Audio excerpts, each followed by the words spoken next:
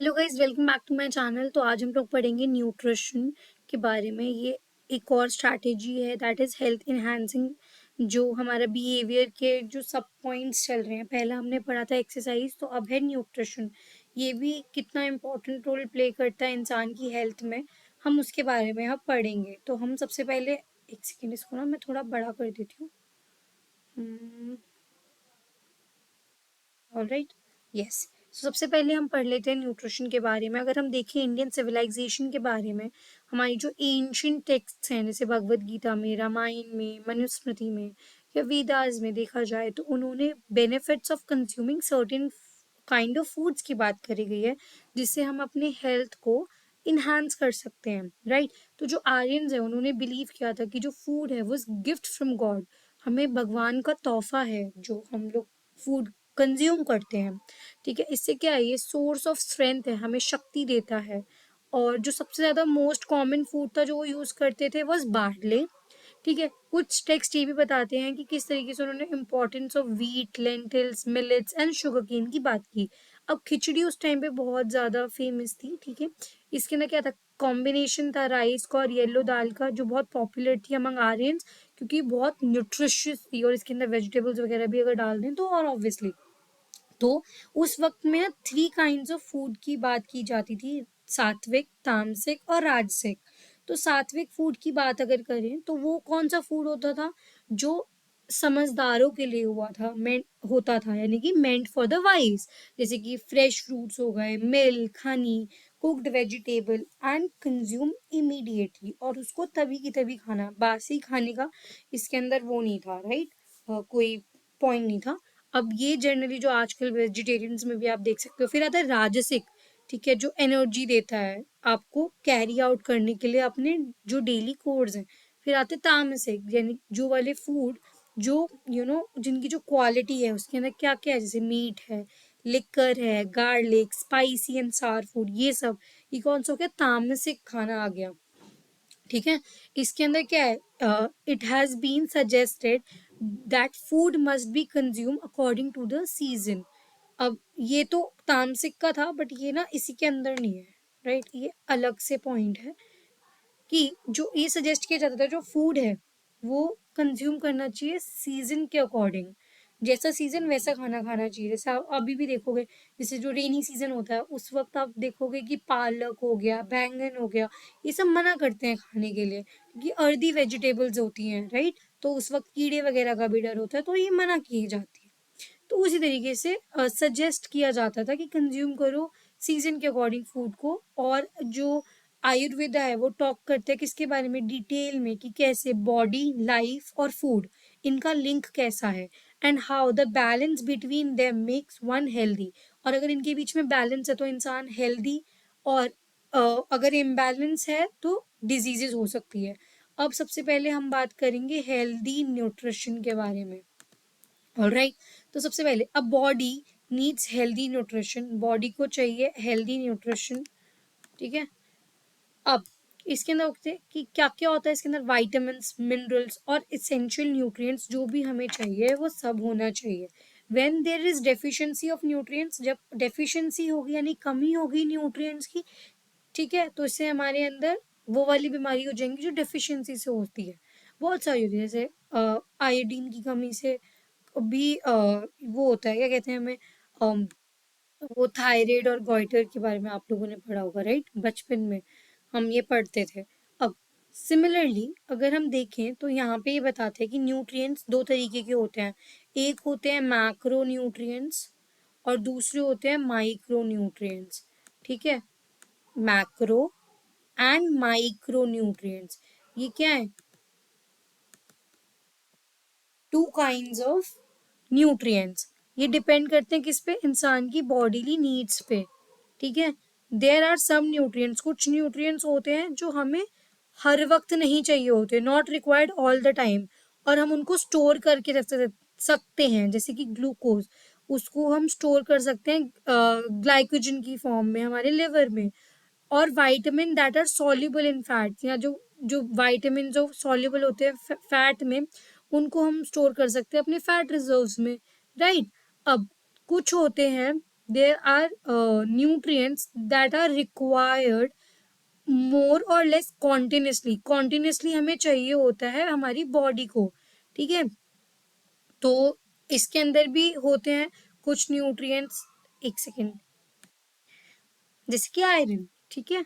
तो पीपल में require certain nutrients more often, बहुत जल्दी चाहिए होते हैं जितने हमें बाकी चाहिए हो, जैसे कि एग्जाम्पल में अगर हम बात करें तो आयरन, देखिए देयर आर सर्टेन साइटोकेमिकल्स, कुछ होते हैं हमारे, ठीक है, साइटोकेमिकल्स। अब इसके अंदर क्या होता है, अब इसको ना फाइटो भी बोल सकते हैं, मेरे को इसकी प्रोनाउंसिएशन नहीं पता, दैट आर नॉट न्यूट्रिएंट्स, जो न्यूट्रिएंट्स नहीं होते बट हमारी बॉडी को उसकी जरूरत होती है, हमारी बॉडी नीड्स देम, ठीक है।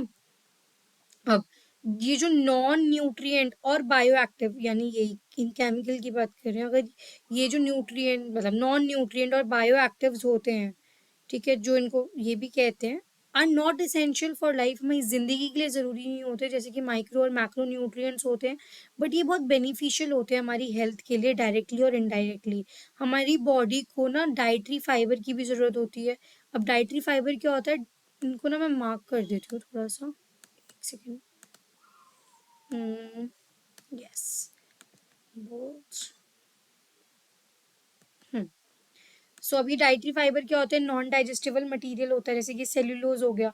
ये क्या करता है, प्रोवाइड करता है सपोर्ट हमारी फंक्शनिंग ऑफ गट को, ठीक है, गट अच्छे से काम कर पाए उसको सपोर्ट करते हैं क्या, डाइटरी फाइबर्स, ठीक है। ये सब किस में होते हैं, जो ज्यादा जितनी भी रिफाइंड चीजें होती हैं उसको छोड़ के सब चीजें, जैसे वीट हो गया, वीट में भी होता है बट हम लोग बहुत, अगर जैसे मैदा हो गया वो एकदम रिफाइंड हो गया तो उसके अंदर नहीं होता जितना फाइबर हम खाते हैं। तभी कहते हैं ना मिलेट्स खाओ, मोटा अनाज खाओ, बाजरा वगैरह हो गया, इन सब में हाई फाइबर होता है, ठीक है। क्या है, functioning of the gut and providing microbes, ये क्या कहता है, प्रोवाइड करता है माइक्रोब्स जो हेल्दी होते हैं। जब भी when there is a lack of these nutrients, जब इन न्यूट्रिएंट्स का लैक होता है या इन बायो एक्टिव का लैक होता है तो इंसान जो वो बीमार पड़ जाता है। अब अगर खाने की कमी है तो उससे मैल न्यूट्रिशन हो सकता है, ठीक है, जहाँ पे जो एनर्जी लेवल्स होते हैं वो कम होते हैं, ठीक है, ठीक है, energy levels are low and specific nutrients are often when people are not aware of healthy nutrients, जब लोगों को ये नहीं पता कि क्या क्या हेल्दी होता है, वो कुछ भी खा रहे हैं एंड वो कंज्यूम करते हैं फूड जिसमें बहुत ज्यादा शुगर है, सॉल्ट है, then it leads to weight gain, obesity, weight gain होता है, ओबेसिटी होती है, और स्पेसिफिक डेफिशिएंसी हो जाती है जैसे कि विटामिन डी की। अब हम इसके अंदर की सब टॉपिक्स की बात करेंगे, सबसे पहले हम मैक्रो न्यूट्रिएंट्स की बात करेंगे। तो 3 तरीके के मैक्रो न्यूट्रिएंट्स होते हैं, कार्बोहाइड्रेट, फैट एंड प्रोटीन, जो प्रोवाइड करता है अमीनो एसिड एंड लिपिड्स। वो क्या है, स्ट्रक्चरल मटेरियल है, ठीक है, या फिर एनर्जी है जिसको हम कैलोरीज भी कहते हैं। तो जब एक पर्सन सफर करता है फ्रॉम डिजीज, प्रोटीन और broken down to give energy, अगर कोई किसी को कोई बीमारी होती है तो प्रोटीन जो है वो एनर्जी की फॉर्म में उसको एनर्जी देते हैं। अब जो कार्बोहाइड्रेट होता है वो ग्लूकोज में कन्वर्ट हो जाता है, जो शुगर और स्टार्च होते हैं ये जनरली फूड होते हैं किसके अंदर, ग्रेन्स के अंदर, पोटैटोज के अंदर, ठीक है, सीड्स के अंदर, बीन्स के अंदर, फ्रूट्स, मिल्क, योगर्ट, इन सब के अंदर पाया जाता है। तो हमारी जो आधी से ज्यादा जो एनर्जी है वो किससे आती है, कार्बोहाइड्रेट से आती है। ग्लूकोज, ये नट है, एक मिनट, नट्स, ठीक है। हम अब ग्लूकोल glucose is necessary for functioning of CNS, हमारे सीएनएस के लिए, सेंट्रल नर्वस सिस्टम के लिए बहुत नेसेसरी है, फिर किडनी, मसल्स एंड हार्ट के लिए जरूरी होता है ग्लूकोज। अब ग्लूकोज क्या करता है, स्टिमुलेट कर देता है बीटा सेल्स को हमारे पेनक्रियाज में to produce incident deficiency in insulin, ठीक है। तो ग्लूकोज स्टिमुलेट कर देता है बीटा सेल को हम हमारे पेनक्रियाज के अंदर, जिससे क्या होता है, जो ये होता है इससे प्रोड्यूस होने लग जाती है डेफिशिएंसी इन इंसुलिन, इंसुलिन की कमी होती है जो इम्पेयरमेंट कर सकता है ग्लूकोज टॉलरेंस एंड डायबिटीज में, ठीक है। अब फाइबर जो है वो मेनली प्रेजेंट किस में है, सेल्यूलोज में है, सेल्यूलोज में होता है, इट इज नॉन डाइजेस्टेड, ये डाइजेस्ट नहीं होता बट हेल्प करता है कि हमारी जो गट फंक्शन है वो मेंटेन रहे और प्रोवाइड करता है प्रीबायोटिक्स हमारे गट बैक्टीरिया को। अब जो डाइट है जिसके अंदर हाई फाइबर होता है, जैसे कि फ्रूट, वेजिटेबल्स, इनके अंदर फ्रूट वेजिटेबल भी रॉ है ना, जितना भी रॉ जैसा हमें जो नेचर दे रही है वो सब उनके अंदर हाई फाइबर होता है, बट हम जब उन्हें रिफाइन कर देते हैं, प्रोसेस्ड फूड होता है, उसके अंदर नहीं होता। ठीक है, तो जो ये हो गया, या होल ग्रीन्स, ठीक है, help to reduce constipation, constipation कम करते हैं, and reduce the risk of colon cancer, और कोलन कैंसर का रिस्क भी कम कर देते हैं, और risk for obesity, CVD, cardiovascular diseases होते हैं CVD, and level of cholesterol. अब फैट्स के बारे में करेंगे तो फैट्स भी जरूरी होते हैं बॉडी के लिए, दो तरीके के होते हैं, saturated and unsaturated. Saturated fats जो हैं वो डिराइव होते हैं एनिमल सोर्सेज से, और अनसैचुरेटेड फैट होता है जो वेजिटेबल ऑयल होता है, ये हेल्दी होते हैं ह्यूमन बींग्स के लिए। अब ओमेगा 3 एंड ओमेगा 6 जो है वो फैटी एसिड है, जिनको बहुत बेनिफिशियल माना जाता है हेल्थ के लिए। Diet have which have an excess, जिसमें ओमेगा 6 ज़्यादा होता है और डेफिशिएंसी होती है ओमेगा 3 के लिए, उनको क्या होता है, डिजीज हो जाती हैं, कैंसर, फिर सीवीडी, इन्फ्लेमेटरी, इम्यून डिजीजेज हो जाती हैं, जैसे कि एस्थमा हो गया।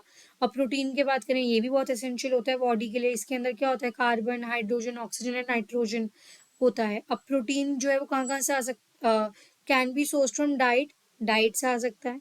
दे कंटेन अमीनो एसिड, इनके अंदर अमीनो एसिड होता है जो प्रोवाइड करता है एनर्जी हमारी बॉडी के अंदर। अब हम बात करेंगे मिनरल्स एंड वाइटामिन्स की। अब मिनरल्स एंड वाइटामिन्स जो हैं ये क्या है, अगेन ये मैक्रो न्यूट्रिएंट्स है। अब मैक्रो न्यूट्रिएंट्स है तो मिनरल्स की बात कर लेते हैं, ये भी प्रेजेंट होते हैं डाइट में, and can be absorbed more easily like salt, salt से भी हमें मिनरल्स मिल जाते हैं। Salt is what, NaCl, right, sodium chloride. तो इसके अंदर भी हमें वाइटामिन मिलते हैं। अगर हमें we need large quantities of macronutrients daily, macronutrients में बहुत सारा चाहिए होता है डेली, क्योंकि ये क्या करते हैं, they are important for bone and functioning of the electrolytes.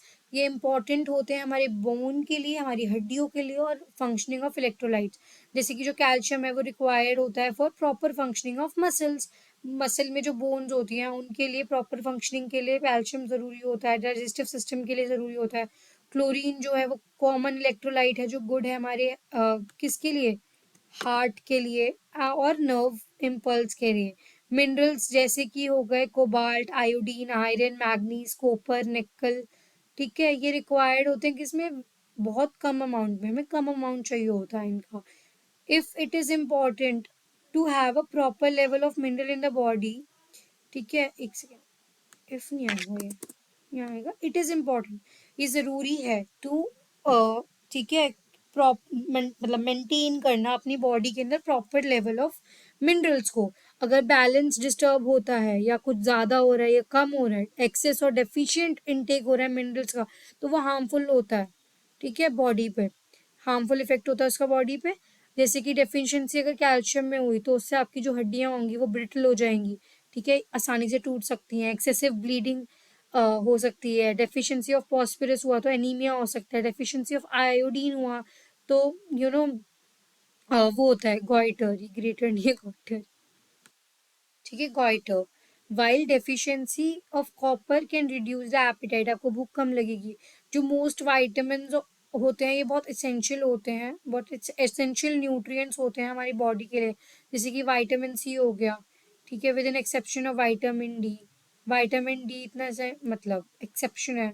अब can be synthesized by skin, ये मतलब ये सिंथेसाइज किए जा सकते हैं स्किन से, ठीक है। अब जैसे कि डेफिशिएंसी हो गई विटामिन सी से तो स्कर्वी हो सकता है, डेफिशिएंसी हो गई विटामिन डी से तो रिकेट्स हो सकता है, डेफिशिएंसी हो गया अगर विटामिन बी का तो इससे क्या होता है, रिटार्डेड ग्रोथ भी हो सकती है। अब under nutrition and malnutrition, इन दो चीज़ों के बारे में हम पढ़ेंगे। तो अंडर न्यूट्रिशन क्या होता है, अंडर मतलब कम न्यूट्रिशन आ रहा है, ठीक है, तो इसमें क्या है, इसका एडवर्स इफेक्ट हो सकता है हमारी हेल्थ पे। Low weight at birth, both can associated with increase risk of CVD, मतलब बच्चा जब उसका बर्थ हुआ, प्रीटर्म डिलीवरी हो सकती है या स्मॉल फॉर डेट इन्फेंट्स, ये सब आप लाइफ स्पैन डेवलपमेंट में अगर आपने पढ़ा हो तो, ठीक है, तो ये भी सीवीडी को इंक्रीज कर देता है, कार्डियोवैस्कुलर डिसऑर्डर को, ठीक है, in adulthood, as well as obesity and metabolic disorders like diabetes, ये हो सकते हैं। अगर प्रेगनेंसी में मदर ने को न्यूट्रिएंट्स नहीं मिले तो उसको क्या होगा, जो उसका जो ऑफस्प्रिंग होगा वो भी वल्नरेबल होगा क्रॉनिक डिजीज के लिए। रिसर्च ने बताया है कि मतलब research has found that incidence of cancer is more prevalent, cancer किस में ज़्यादा जल्दी होता है, किन में प्रेवलेंट है, उन लोगों में जो कंज्यूम करते हैं quantities of animal derived fat, यानी एनिमल से फैट डिराइव करते हैं और वेरी फ्यू वेजिटेबल और कम वेजिटेबल, फ्रूट और गेन और ग्रेन्स और सीरियल्स खाते हैं। मतलब कम ये चीज़ें खाते हैं और ज़्यादातर क्या एनिमल ड्राइव्ड फैट खाते हैं, उनका prevalence rate of cancer is ज़्यादा, as shown by research. Even when food is available in sufficient quantities, अगर food available भी है, अब आपको ये नेसेसरी है कि आप बैलेंस में रहो, ठीक है, ज़्यादा भी मत खाओ, बैलेंस ऑफ न्यूट्रिएंट्स चाहिए बॉडी को, वरना इससे भी क्रॉनिक डिजीजेस हो सकती है, ठीक है। It is important to understand value of food, food की वैल्यू इंसान को पता होनी चाहिए एंड इम्पॉर्टेंस पता होनी चाहिए कि इसकी न्यूट्रिएंट्स की हमारी हेल्थ में। अगर मतलब अब देखो जैसे कुछ रिसर्च ने भी बताया कि पॉसिबल रिलेशनशिप है किसके बीच में, हमारी डाइट और जीन्स के बीच में, ठीक है, वो किस तरीके से इंटरैक्ट करते हैं, ठीक है। अब मैल न्यूट्रिशन की बात करेंगे अब, ठीक है। अब इसमें क्या है, when we eat a diet that is insufficient, मतलब जो सफिशिएंट नहीं है बॉडी को, या फिर ज़्यादा खा रहे हैं, ठीक है, कैलोरीज या ये जो वाइटामिन हो गए या मिनरल्स या प्रोटीन्स या कार्बोहाइड्रेट, इससे क्या होता है, मैल न्यूट्रिशन हो जाता है। और जब when the nutrition are insufficient, जो सफिशिएंट नहीं है, तो अंडर न्यूट्रिशन हो जाता है, ठीक है, इन प्रेगनेंसी। अब ये अलग है, ठीक है, in pregnancy, your infancy and a nutrition is very harmful, under nutrition होगा इसमें, ठीक है। मतलब अगर प्रेगनेंसी और इन्फेंसी के वक्त अंडर न्यूट्रिशन जो होता है, अंडर न्यूट्रिशन जो होता है वो बहुत हार्मफुल होता है, क्योंकि ये कॉज कर सकता है सीवियर प्रॉब्लम हमारी मेंटल फिजिकल डेवलपमेंट में।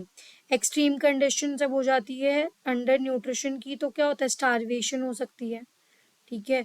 उससे क्या होगा, बॉडी का स्ट्रक्चर रिड्यूस हो जाता है, जो एक हमारा स्ट्रक्चर होता है ना एक बॉडी का, वो रिड्यूस होने लग जाता है, तो इंसान बहुत पतला हो जाता है, उसके आर्म्स और लेग्स भी, और उसमें पुअर एनर्जी लेवल्स होते हैं, पेट एकदम स्वोलन हो जाता है, ठीक है, मतलब सूज सा जाता है। फिर इट कैन मेक, ये क्या कर सकता है, it can make you prone to illness, आप बीमारियों के लिए मतलब उनका घर बन रहे हो बेसिकली, आप उन्हें न्योता दे रहे हो खुद। और इन्फेक्शन विद द फीलिंग, ठीक है, इन्फेक्शन भी हो सकता है, इलनेस भी हो सकता है, it can make you prone to illness and infection with a feeling of tiredness, पूरे दिन आपको टायर्डनेस, थकान थकान लगेगी। बहुत सारे फैक्टर्स हैं जो that may lead to malnutrition, जो मैल न्यूट्रिशन को सपोर्ट करते हैं, जैसे कि पॉवर्टी हो गई, भाई उनको गरीबी है, उनको खाना ही नहीं है, तो वो भी क्या कर सकते हैं, पुअर सोशो इकोनॉमिक कंडीशन है, लैक ऑफ फूड है, फेमाइन है, भुखमरी हो गई है, तो भी ऑब्वियसली लोगों को खाना नहीं मिल रहा, पुअर एग्रीकल्चर प्रोडक्टिविटी है। फिर कुछ पीपल वो अडॉप्ट करते हैं, उनकी लाइफस्टाइल ही इतनी एक्टिव नहीं होती, वो भी इन्हांस कर देती है risk of various diseases and disabilities, जैसे कि शॉर्ट लाइफ एक्सपेक्टेंसी होती है, फिर पुअर क्वालिटी ऑफ लाइफ होती है, greater chances for cancer and CVD और क्रोनिक डिजीजेज हो जाता है। अब क्रोनिक डिजीजेज क्या हो गई, अब चेंजेस अगर हम लाइफस्टाइल में करें और एज एज प्रोग्रेसेस, जैसे जैसे हमारी उम्र बढ़ती है, हमारी जो बॉडी है वो ज़्यादा फ्रेजाइल हो जाती है और उसमें बीमारियां लगने का डर ज़्यादा बढ़ जाता है, ठीक है। जैसे भी कोविड में भी कितना रिस्क था, जितने भी ओल्डर जनरेशन, जो ओल्डर पॉपुलेशन थी उनको, राइट। अब CVD, type 2 diabetes, cancer, cataract, degeneration, arthritis, ये सब उनको ना बहुत ज़्यादा ससेप्टेबल हो जाते हैं, वल्नरेबल हो जाते हैं।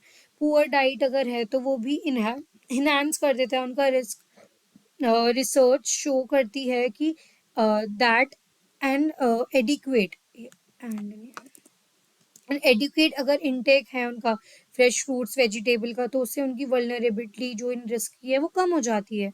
अब बेनिफिट्स की बात करेंगे, फिर हम इसके बाद थोड़ी डाइट की बात करेंगे, ये चार्ट हम थोड़ा सा समझेंगे एंड दैट्स इट। और थोड़ा सा इसमें ना हम स्लीप के बारे में भी सुन पढ़ लेंगे, जो एक्चुअली इसका पार्ट नहीं है, बट ये आ सकता है थोड़ा बहुत अगर शॉर्ट नोट में या किसी में, तो हम इसके बारे में पढ़ेंगे इसी वीडियो के अंदर, थोड़ी सी बड़ी वीडियो हो सकती है।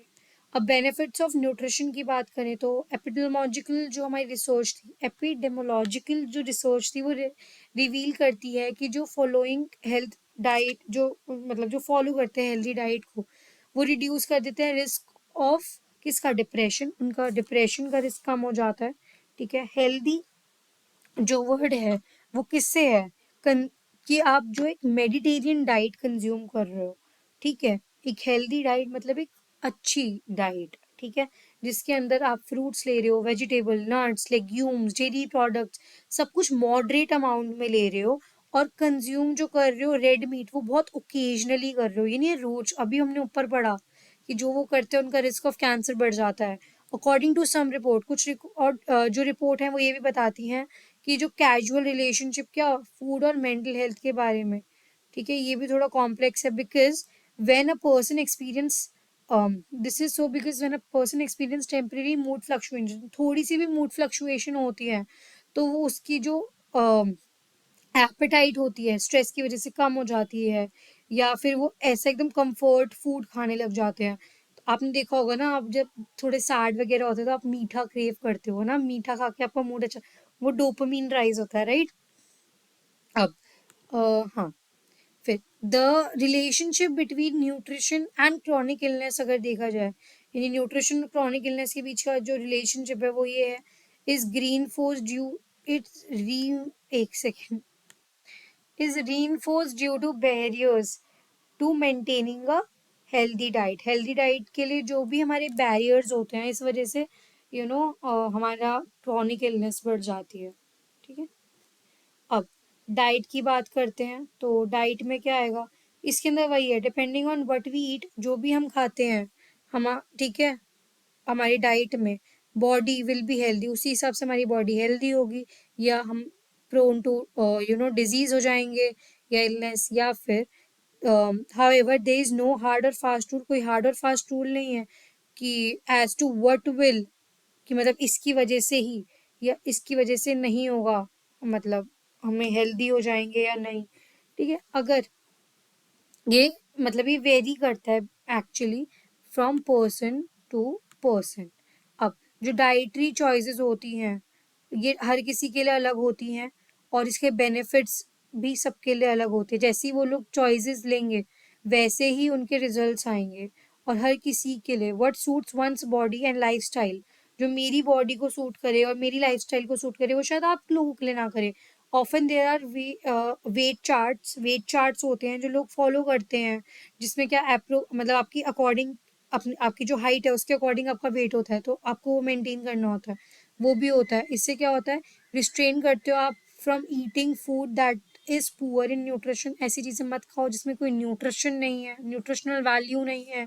स्मोकिंग नहीं करना, अल्कोहल कंज्यूम नहीं करना, रेगुलर एक्सरसाइज करना।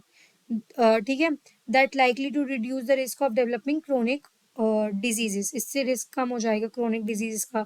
अब जेनेटिक फैक्टर्स भी रिस्पॉन्सिबल होते हैं for kind of food we consume, जैसा हम खाना खा रहे हैं, ठीक है, ये भी इफेक्ट करता है हमारी हेल्थ को, जैसे कोलेस्ट्रॉल हो गया, saturated food choices, amount of salt that is consumed, ये भी हर किसी में, जो लोग ये ट्रॉपिकल एरियाज में रहते हैं, स्वेट ज़्यादा होता है तो सॉल्ट उनको थोड़ा चाहिए चाहिए होता है, जो नहीं रहते हैं उनको सॉल्ट वही है, लाइक इट वेरीज, आपके एनवायरनमेंट में आप कौन हो, कैसे, सब कुछ, आपके जीन्स, एवरीथिंग। जो डाइट है वो भी वेरी करती है पर्सन टू पर्सन। कुछ जेनेटिक डिजीज होती है जिनका कोई एसोसिएशन ही नहीं है डाइट के साथ, जैसे कि सिकल सेल डिजीज होती है। However there is specific need for certain kind of dietary products, कुछ certain kinds of dietary products की जरूरत होती है। जीन्स कैन समटाइम्स भी रिस्पॉन्सिबल, जीन्स रिस्पॉन्सिबल होता है, इन्हांस कर देता है कि किसी इंसान को, मतलब उनकी जो नेक्स्ट जनरेशन होगी उनको भी सर्टेन वही डिजीज जो होती है या डिसऑर्डर होता है वो हो सकता है। ठीक है, लाइफस्टाइल चॉइसेस और डाइट इनटेक, ठीक है, में हुआ है, में एक्चुअली नॉट मेडिएट ऑल, हर किसी का सबका अलग अलग है, right. They may be food allergies भी हो सकती है या इंटॉलरेंस भी हो सकती है सर्टेन काइंड्स ऑफ फूड लोगों को। ठीक है, अब जिसमें फूड एलर्जीज क्या होती है, एक इम्यून रिस्पॉन्स हो सकता है, और ये जो फूड एलर्जीज और इंटॉलरेंस जो होती है ये भी जेनेटिक इन्फ्लुएंस से भी हो सकती है, राइट। इसको ना मैं थोड़ा मार्क कर देती हूँ, ये इंपॉर्टेंट पॉइंट है, ये लिख कर ही आना, राइट। अब फूड एलर्जीज क्या होती हैं, ये इम्यून रिस्पॉन्स होता है प्रोटीन से, ठीक है, या फिर पोर्शन ऑफ प्रोटीन से जो कि फूड में हो सकता है। ये जो रिएक्शन होता है ये उसके कांटेक्ट में आने के बाद हो सकता है कि एक पार्ट से या पूरी बॉडी, और कि कहाँ पे हो रहा है, कि एक पर्टिकुलर पार्ट पे भी वो एलर्जिक रिएक्शन हो सकता है या पूरी बॉडी पे भी हो सकता है। ये भी पर्सन टू पर्सन वेरी करता है। टिपिकली फूड एनर्जी जो होती है, एनर्जी फॉर ड्यू टू ये एनर्जी नहीं, allergy, I am so sorry, ये जो थोड़ा ना, ठीक है। टिपिकली फूड जो एलर्जी होती है वो किससे होती है? काऊ के मिल्क से, एग से, पीनट से, सीरियल, सीड्स। जनरली पीपल जो अवॉइड करते हैं ये food items that cause allergic reaction, obviously अब अगर उनको एलर्जी होती है तो वो क्यों खाएंगे वो? This is perhaps the best way to avoid it, उसको अवॉइड करना, या फिर अपनी मतलब मेंटेन करना हाइजीन और क्लीनलीनेस, ये भी उनको हेल्प करता है। अब एक बार ना हम ये जो फ्लो चार्ट है इसको थोड़ा देख लेते हैं। ठीक है, ये क्या है? Model of eating behaviour and health. अब इसमें क्या है? हैबिट्स एंड सिचुएशनल फैक्टर्स होते हैं, फिर साइको सोशल फैक्टर्स होते हैं हमारे। ठीक है, ये अब इसमें क्या है? प्रॉपर न्यूट्रिशन अगर हम ले रहे हैं, हेल्दी फूड खा रहे हैं, फ्रूट्स वेजिटेबल फूड जिनके अंदर रिच है, मतलब रिच इन फाइबर है, और लेस फास्ट फूड, ये अगर हम खा रहे हैं, ठीक है। अब मेंटल हेल्थ, अब अगर ये हो रहा है तो इससे क्या हो रहा है? बेटर मूड हो रहा है, स्ट्रेस लेवल कम हो रहा है, गुड कॉग्निटिव फंक्शनिंग हो रही है। और अगर हम ये कर रहे हैं तो इससे फिजिकल हेल्थ पे भी हो रहा है, क्योंकि हम CHD जो हो गई, क्रोनरी हार्ट डिजीज हो रहा है, उसका रिस्क कम हो जाता है, हेल्दी वेट मेंटेन रहता है, insulin sensitivity and healthy behaviour होता है अगर हम ये कर रहे हैं तो। हेल्थ, अगर फिजिकल हेल्थ अच्छी है तो मेंटल हेल्थ भी अच्छी होगी, मेंटल हेल्थ अच्छी है तो फिजिकल हेल्थ भी अच्छी होगी। Determinants of physical and mental health, comorbidity, मतलब एक दूसरे के साथ कोमॉर्बिड रहते हैं, अगर ये खराब है तो ये भी खराब हो जाएगी, है ना। अगर फिजिकल हेल्थ अच्छी नहीं है तो सेल्फ एस्टीम खराब हो गई, मेंटल मतलब बॉडी इमेज इश्यूज हुए, मेंटल हेल्थ खराब हो गई। मेंटल हेल्थ खराब है तो आप हाइजीन वगैरह मेंटेन नहीं करोगे, मतलब बिंज ईटिंग करोगे अपना मूड अच्छा करने, तो फिजिकल हेल्थ खराब होगी। तो इनके बीच का कोरिलेशन या कोमॉर्बिडिटी देखी जाती है। अब हार्मोनल हमारे इन्फ्लेमेटरी पाथवेज भी होते हैं, हार्मोन्स सबके अलग अलग होते हैं, ठीक है। जैसे थायराइड्स हो गया तो उसमें T3 T4 TSH होता है, ठीक है। मल्टीपल बायोलॉजिकल पाथवेज भी होते हैं, तो ये सब everything influence each other, right. हमारी बॉडी ऐसी थोड़ी कॉम्प्लेक्स एक स्ट्रक्चर है पूरा। अब ये थोड़ा सा बचा है लास्ट पे, समटाइम्स पीपल में शो इंटॉलरेंस, समटाइम जो लोग हैं वो इंटॉलरेंस दिखाते हैं किसी फूड से, जैसे कि लोग लैक्टोज इंटॉलरेंस होते हैं, ठीक है। इसके भी बहुत सारे रीजंस हो सकते हैं। ऑनसेट जो उनका सिम्टम्स का जो ऑनसेट है वो थोड़ा भी हो सकता है, मतलब थोड़ी देर के लिए, या फिर सेवरल आवर्स या उससे ज़्यादा भी चल सकता है। समटाइम्स कोई फूड आइटम खाने से जिससे कोई इंसान इंटॉलरेंट होता है, उससे क्या होता है? उनको सिम्टम्स ऑफ इलनेस हो सकती है till they become too severe to handle, मतलब इतने सीवियर भी हो जाते हैं कि वो हैंडल ही ना हो पाए। The intolerance depend upon amount of exposure, कि कितना एक्सपोज, कितना खाया, and the route of exposure, किस मतलब किस थ्रू मतलब उससे एक्सपोजर हुआ है। अब these symptoms could be fatigue, थकान हो रही है, डिस्टर्बेंस है उनकी गैस्ट्रो इंटेस्टाइनल ट्रैक में, और स्किन रिलेटेड प्रॉब्लम हो गई यानी एक्जिमा हो गई। Food intolerance could be cause due to genetic factors से भी हो सकता है, टॉक्सिसिटी, और फार्माकोलॉजिकल फैक्टर्स जैसे कि कैफीन इंटॉलरेंस भी हो सकती है। रिलेशनशिप भी है कि इसमें मेंटल हेल्थ और डाइट में, ठीक है। ये कॉम्प्लेक्स ही नहीं है बट इसके मल्टीपल डायरेक्शंस भी है। रिसर्च ने ये बताया कि कंज्यूम करते हैं अगर हम कार्बोहाइड्रेट, ये क्या करता है? इन्हांस कर सकता है रिस्क फॉर डायबिटीज़, ज़्यादा हम ऐसी चीज़ें खा रहे हैं तो डायबिटीज़ बढ़ सकती है, obesity, and has also been shown that diet high in glycemic index, जिसमें ग्लाइकेमिक इंडेक्स ज़्यादा होता है, ठीक है, दैट इज जिसके अंदर बहुत ज़्यादा रिफाइंड कार्बोहाइड्रेट होता है या शुगर होता है, वो हमारी साइकोलॉजिकल वेलबींग को भी ख़राब करता है, और higher incidence of depression, depression ज़्यादा हो जाता है।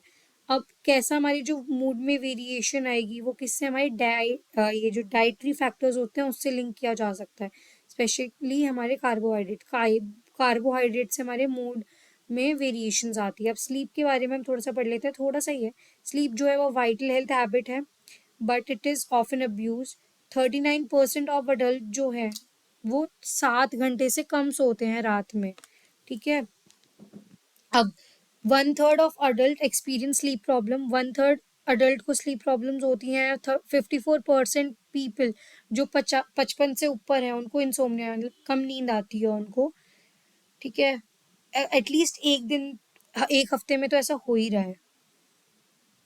अब कुछ विमेन की बात करें तो उनको स्लीप डिसऑर्डर हो जाते हैं उनके हार्मोनल लेवल से रिलेटेड, जब उनको मेनोपॉज का टाइम होता है। अब इनसफिशिएंट स्लीप जब हो रही है, सपोज 7 घंटे से भी कम, वो इफेक्ट करता है उनकी कॉग्निटिव फंक्शनिंग को, मूड को, जॉब परफॉर्मेंस को, क्वालिटी ऑफ लाइफ को। देयर आर हेल्थ रिस्क भी होते हैं ऑफ इनएडिक्वेट स्लीप। ठीक है, अगर आप सही से नहीं सोओगे तो हेल्थ रिस्क भी होंगे। Chronic insomnia can compromise the ability to secrete and respond to insulin. आपकी बॉडी जो है, अगर आप कम सोओगे तो वो रिस्पॉन्ड और सिक्रीट करना कम कर देगी क्या, insulin. It can increase the risk of coronary heart disease, CHD का रिस्क बढ़ जाएगा।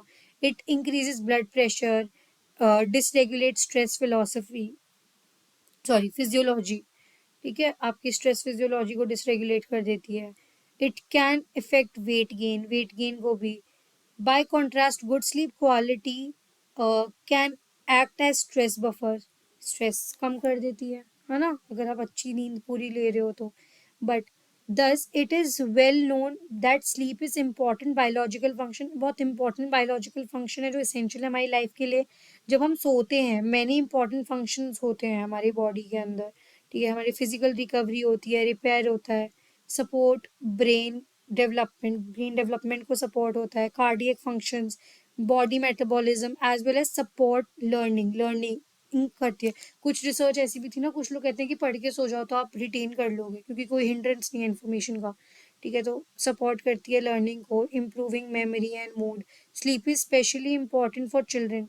ठीक है, लोगों बच्चों के लिए भी बहुत ज़रूरी है। ठीक है, ये बहुत इंपॉर्टेंट रोल प्ले करती है उनकी ग्रोथ में, ओवरऑल हेल्थ में।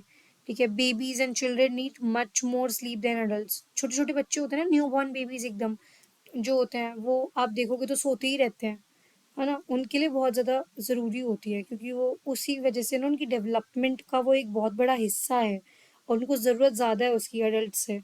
ठीक है, अब उसके बाद विदाउट इनफ स्लीप, बिना मतलब अगर हम पूरी स्लीप नहीं लेंगे, we are more likely to have problems. हमें प्रॉब्लम होगी किसमें, थिंकिंग में, कंसंट्रेशन में, मेमोरी में, रिएक्शन टाइम में। ठीक है, मूड में। All of this makes it harder to perform our daily task, अपने डेली टास्क करने में हमें दिक्कत होगी। सो by this, we completed two more topics of health enhancing behaviors. So see you in the next lecture. I hope आपको सब समझ आ गया हो। अगर कोई डाउट है तो आप कमेंट सेक्शन में पूछ सकते हो। Till then, don't forget to like, share and subscribe to my channel. Bye bye, take care and see you in the next lecture.